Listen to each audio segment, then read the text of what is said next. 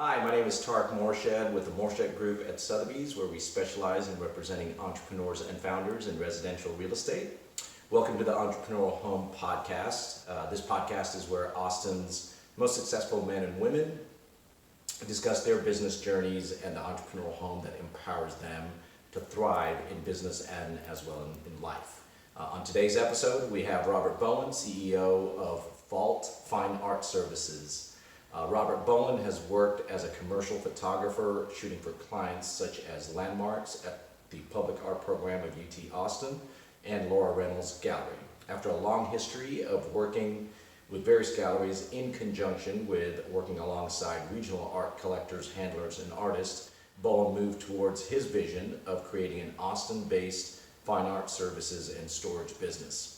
After completing his master's at our University of Texas at Austin, as well as becoming a professor, Robert Boland is also the CEO of Vault Fine Art Services. Working with Central Texas museums, galleries, and collectors, Vault Fine Art Services is composed of local artists who are skilled art handlers, conservation experts, and collections managers. Vault specializes in custom crating, museum quality storage, and complex installations such as Charles Umlauf's sculptures from UT campus to Umlauf Sculpture Garden and Museum. Welcome. Thanks. I'm really happy to have you here. You're someone who I consider obviously a mentor and a coach. Robert's actually my Entrepreneurs Organization Accelerator Coach. We meet once a month with a group of fellow entrepreneurs. You bring amazing value to us, and it's been just a real joy to get to know you on a personal level too. Thanks a lot. Yeah. Before we even dive into our questions, I think one of the things that we always talk about in entrepreneurism and business is, especially in this world of niches, right? Business. There's a saying, the riches are in the niches, right? and I love the way you guys have really niched and created a niche business. The moment I met you and you said what you specialized in and what you guys did, I just thought, wow, that's such a great example of we as business owners, what do we really focus on? Right. And where do we really niche ourselves out to bring it, really create value in the community? Right. Yeah, no, it's really, really important to do is like really focus in on one single belief and then fill out that belief and seeing how that affects everything else. Nice. Because if you're not really laser focused on that belief, you just get sidetracked. I know me, being ADD, I like shiny things. Entrepreneurs Anonymous. I got fired many times in my company from many positions because like, no, Robert, this is your seat. Sit right there. So that's what I do. Yeah, no, it's super important. Important. And I think that's a good actually segue to one of the questions we ask, which is, hey, tell us about your entrepreneurial journey and what have you found most challenging, but maybe part of that, if you could answer, how did you decide to pick this niche and how did you land there? Because that's a super niche. Yeah, it is super niche. And so what we do is work with museums and really high-end collectors. We have we hire artists to do their art handling side of things. We have art storage, climate control, humidity control, high security. But to find this niche, what I did getting out of grad school, there's two things I saw. One, in doing small art handling jobs for nonprofits, museums, different collectors, that there was a need in Austin for this service, for art storage specifically. And then a company to kind of do all the ancillary services around that, dealing with art in particular, at a high-end level. Got it. What I also saw on a completely other end of the spectrum was artists getting out of school, artists in studios, trying to live as an artist in Austin, which is super difficult. Yeah.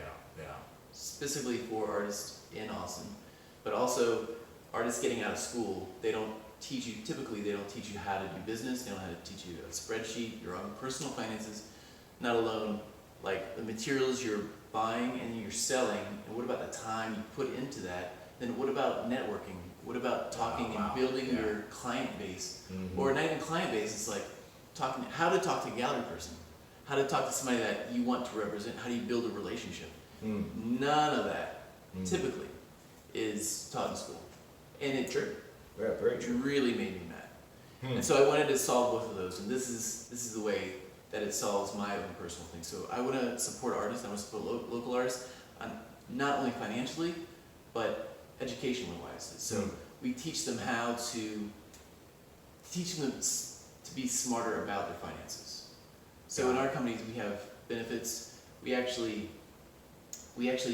pay life insurance for them. So if something happened to them, their family would get life insurance coverage.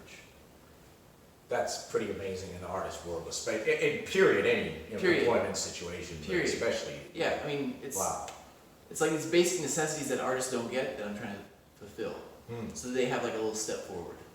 And then also, how do you talk to gallery owners? Because we have nationally known, internationally known artists coming in doing installations for clients and museums. We have museum gallery people. We have fabricators. Like all these people that artists need to know to really make a difference in their artwork, in their career, and what they want to do personally. That's what we're trying to shore up. Wow. So you're actually filling kind of, call it a niche in the art world that's needed, whether it's with institutions, museums, or a lot of high-end art collectors, right? In terms of storage and moving, etc. But also on the flip side, within your company and on the employment side, you're really doing some pretty unique things in the artist community where artists can find gainful employment, be around a lot of art and really enjoy that, but also really shore up their skill sets for their personal portfolios and work that they may be trying to launch almost as a separate career or conjunctive career. Yeah, exactly right. Very cool. We had an opportunity to meet one of the Lippincott brothers, which talk about niche. Like, it's super niche. So in the 70s, started with Richard Serra, all the abstract expressionists, big sculpture artists that were making these monumental sculptures. These were the fabricators. Got it. To that ilk, right? And so one of them flew down for an installation we had to do. So we got to meet that kind of that history, right? It's amazing to meet that kind of a person. They were so nice, so gracious, so grateful, so helping, and there's no pretension at all. It was amazing. The whole experience was amazing, and our whole crew was like, "Yes, let's do this. Let's do this." And that's what I love to see. I love to see the engagement with our crew. Nice, right? Nice. And it's amazing.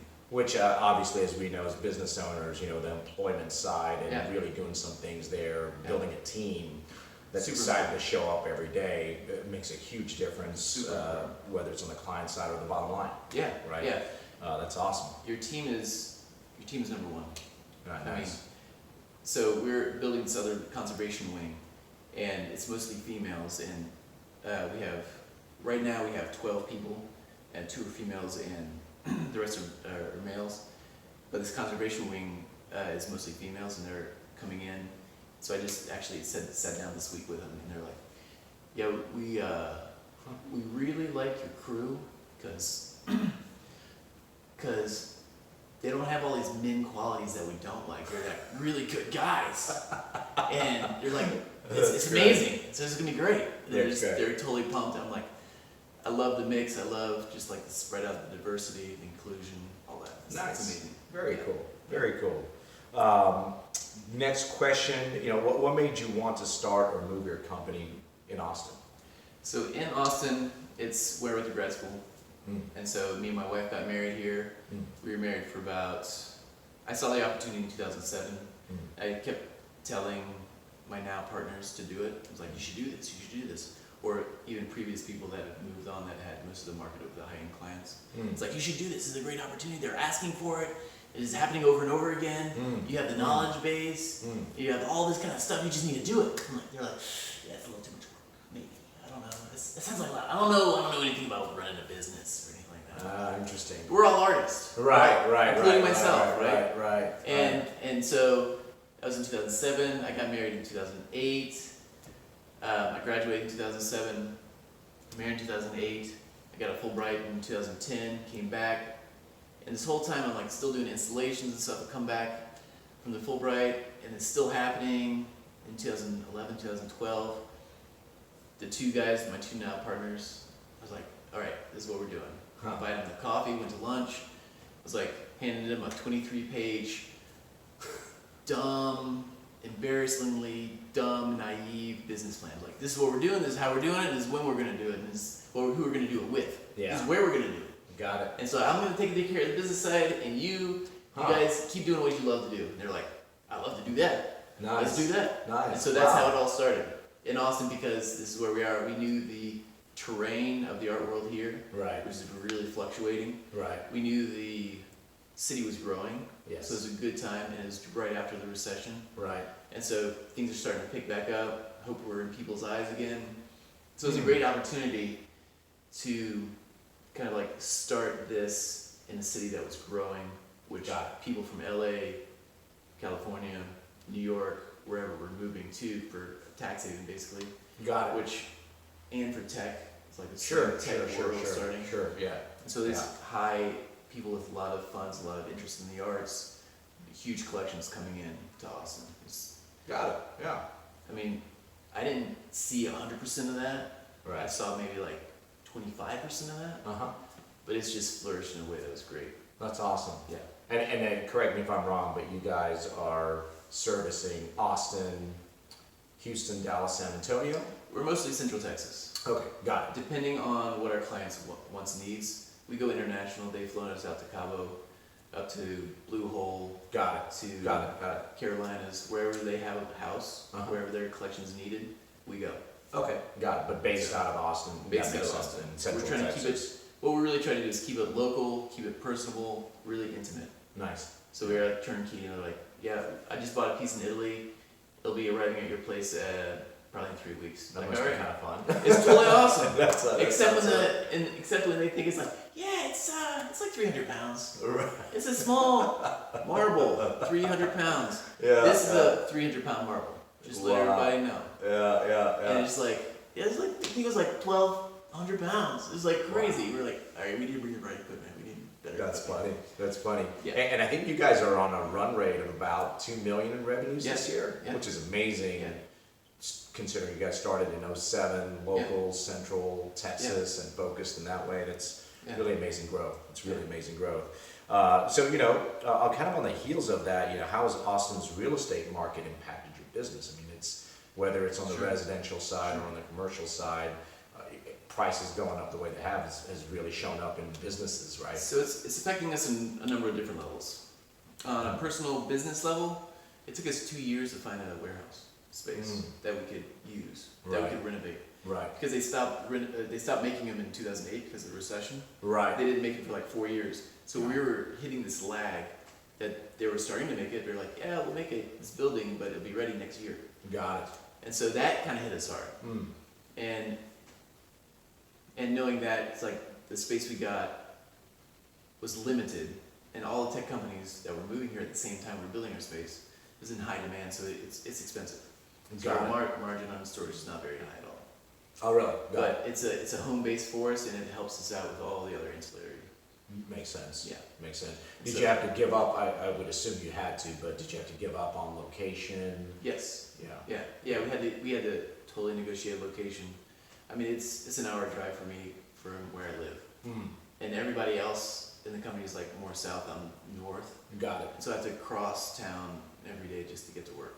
Got it. So got yeah, it. it sucks. But the economics definitely impact you guys. Yeah. Yeah, that makes sense. And then on another level, the real estate in Austin is rising, but it's still not scaring people away from moving to Austin because it's Right. still cheaper than anywhere else. Like In terms of the big cities, yeah, the San big Diego, five. Right. LA, New York, whatever. It's still like, oh, I can get that for this. Right, Yes, right, I'm right. there. Right. And it's a tax incentive Right. because of Texas, Austin, whatever. Yeah. So that is actually beneficial because people are still moving here. Yeah. So that helps. Are you guys able to pass through the cost of rising rents into your business, or are you typically No. finding you have to just absorb it? Not much. We typically absorb it. Okay, wow. Yeah, Yeah, we're which starting to. is a huge impact to the bottom line. Yeah. Got it. And so it's just a level of expectation for our clients and what we're doing for them. Yeah, makes sense. So kind of, staying within that same conversation of real estate, but specifically in workspace, Yeah. how important is an entrepreneur's surrounding environment, whether it be at home, a co-working space, or office, in your opinion? It's huge. It's huge. So I started, my workspace was my art studio. So I remodeled the art studio before we started the business. Right. So I did small, narrow windows. And so I just changed my art studio space. So I had to get out of the house. So I just had a newborn when I started the business. Got it. Not the best timing, but you're going to do what you're going to do. Yeah. It's like timing is everything. Yeah. And sometimes you just bull right through it. And so I had to separate myself. So I couldn't be in the house because I just went to play with the 1-year-old or the infant. And Right. my wife's there, right? And the house was under renovation too at the same time. So I just nestled down into my artist studio. Got And it. just changed that into my office. Got And I it. would get stressed out in there. I'd just walk around the block, Yeah. talk on the phone and walk, and then get back into my space. And then, like currently, we have a space, but it's still full of people. I'm ADD. I need to control my environment, control my audio and my visuals. And so, what I do, coffee shops are great for me just because it has that ambient rustle, right? And so I can focus in better. So I do a lot of coffee shops. I actually started going to the climbing gym, which has the same kind of thing, but then when I get stressed out, I go climb. I do a couple climbs. Oh, that's awesome. And I come back and I just keep working, and and I close it, go climb again, come back, and pound stuff out. And Wow, so that's so outside the box. I love that. That's really great. Yeah. And so that's been super helpful. Just have a space there to be, because I'm not anymore like everybody in my company's like, get out of here, we're doing this. Right. Which is great. That's what a team should do, right? Like, Right. We're sticking to our niche Right. inside the business. You stick to yours. Makes Because sense. we need that. And I need them to do their thing. And if I get in their way, then that's a huge thing. That's a bottleneck. That's right. Well, and I think So- what you're pointing to, and I think this is important for entrepreneurs to really hear this piece, is that, I think as entrepreneurs, we do, the value we bring is, the visionary, the creative, the outside the box, etc. Right? Yeah. And a lot of times that's all about flow, and you can't predict when it's going to show up. Yeah. So having your office space or environment set up right, or at least being in a space such as for you, hey, it's the rock climbing gym, Right. and being able to go hit the wall, Yeah. come back, Yeah. really creates a foundation for that kind of creativity and flow. So whatever that is for you, is something that I think is really worth exploring as an entrepreneur and, and making that happen. That's awesome. And it's really just being aware of your own personality and your own tendencies. Right. Taking personality tests help out. I've taken 9 at least, and just trying to figure out more about myself just as a reflection, not as a judgment.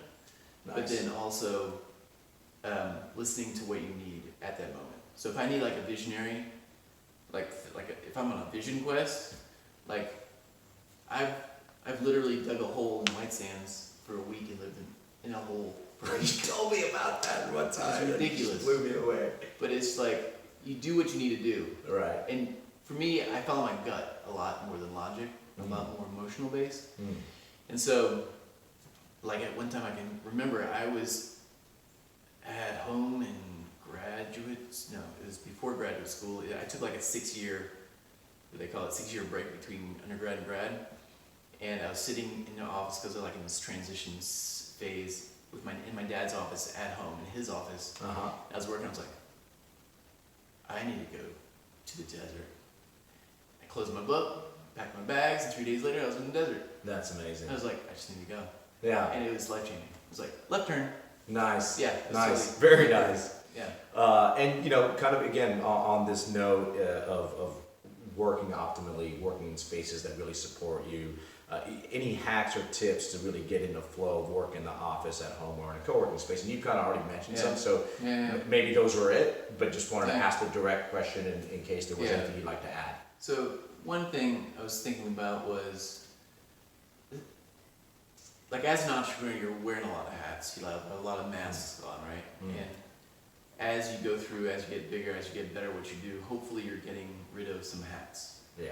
And you're getting rid of some masks. You're like, fake it till you make an idea. Right. I don't really believe in that. I believe in transparency, just doing what you do, and people see that and honor that and support you. Nice. But then, as you're taking these things off, you still have to do things that you're not good at. I'm not good at numbers.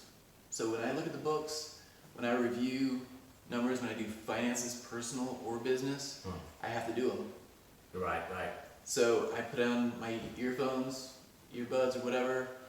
I put on some Rage Against the Machine, and I sit down with my two monitors, and I'm like, That's your zone. Coded in.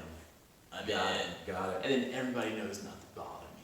Because got it. So Yeah. the earphones It's like are the signal. clue. Yeah, nice. And I tell people in my office, when I'm in my office or when I'm home, they're like, all right, I'm getting into this. I'll see you after I'm done.